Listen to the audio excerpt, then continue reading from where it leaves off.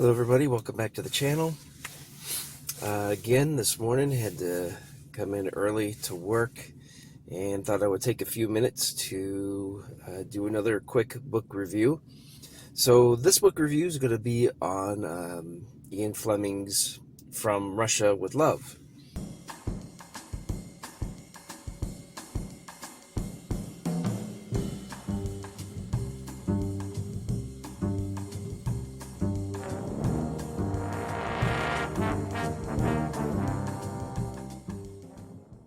If you've watched my movie rankings, the movie itself wasn't as high in the rankings as many put it, only because, as I said in my movie rankings video, it was just based off of enjoyment of the movie.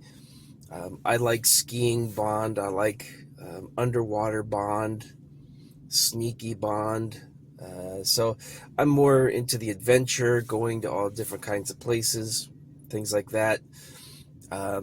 Probably the spy aspect of it. Maybe that's why it's not higher on the rankings, and many others appreciate the spy aspect of From Russia with Love more. But the book, in reading the book, I've got to say the ranking of that movie would probably climb a bit for me, because the movie was very close to the book. In fact, had the movie had a little bit more of the background story of Nash, the agent that was working, that tries to kill Bond in the end. He was the agent that the Russians were using to get to Bond. If it would have had that backstory of Nash, as was in the book, if they would have had a little bit of more of that in the movie, that could have been very intriguing. In fact, if that movie were to be remade today, if they remade that, it could be quite dark, because Nash, he came from a dark place. He was in the book, he's literally a serial killer, and a very dark character, very mentally disturbed, and the book really delves into that. That character was strong in this book.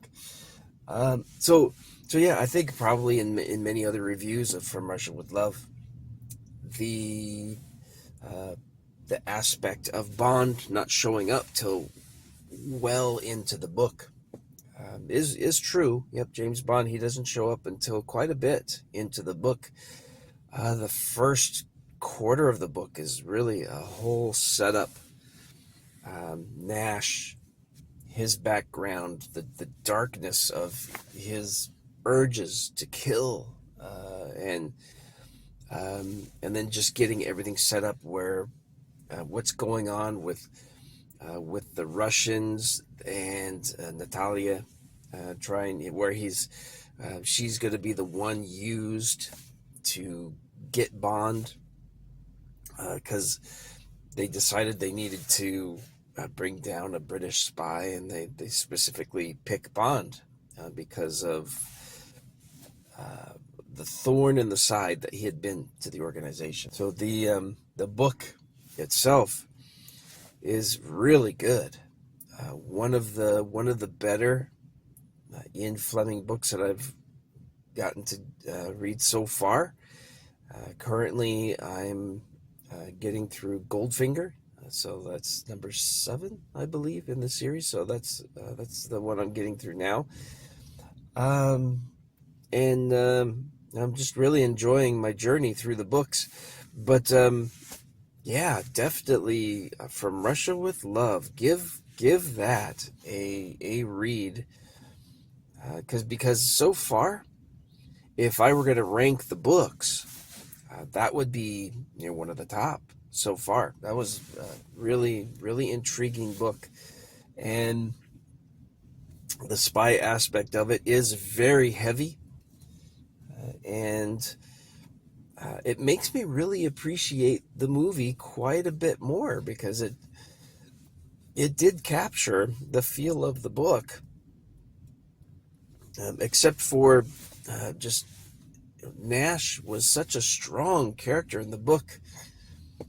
Um, I guess the only reason why they couldn't have made Nash a stronger character in the movie might have been the character was so good and so well written, so intriguing, that had they delved into that more in the movie, his character might have actually overshadowed the character of James Bond. He could have become, because in the book he kind of does become the primary character. I would almost say Bond seems almost a secondary character to Nash, because he was the one that I was intrigued in the book to see, okay, where's he at, what's he doing right now. So yeah, very, very good book. And not a long story. Got through that one pretty quick. And so I'm trying to think if there's anything else to really mention about it.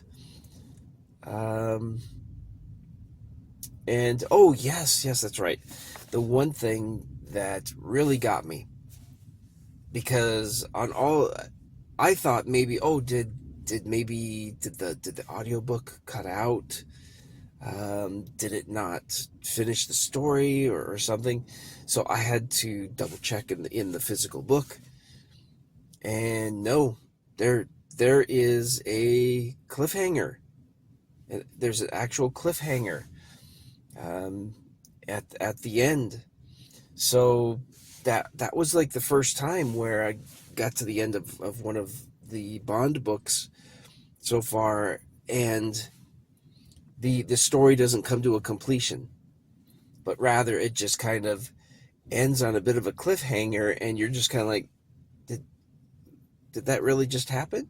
That's it? It just ended right there? And yeah, it did. So that was a interesting use that Ian Fleming made, almost like, okay, you're gonna have to wait until my next book to see what happens. So I thought that was good too. I liked that.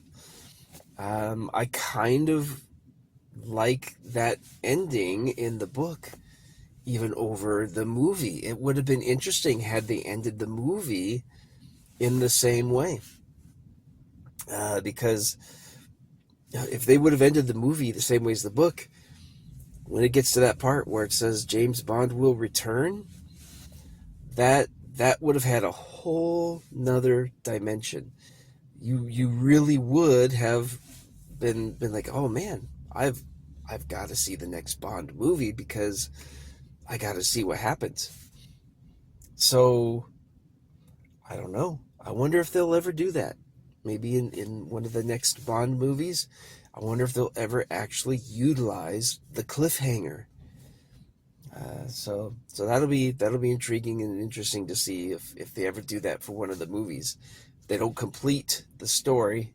They don't have Bond end in the arms of the woman and everything is great, or or kill him off like in No Time to Die, but actually just have an actual cliffhanger where you're just kind of like, oh, what is it? Is that it?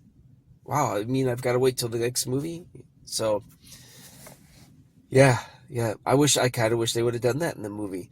I think the movie, if it would have been even closer to the book, followed some of the real character development, used that cliffhanger, I kind of think the movie would have jumped way up in my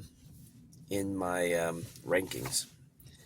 Anyway, it did jump up anyway. I do appreciate the movie more now that I've gone through the book. So I kind of keep reminding myself, that's one of the good reasons to go through the books, because it actually does affect your view of the movie. You either like the movie more, or um, or you kind of just wish, oh, boy, that was kind of nothing like the book. I wish it was more like the book. Um, but some of the movies really make the story much more grand, much more exciting than some of the books.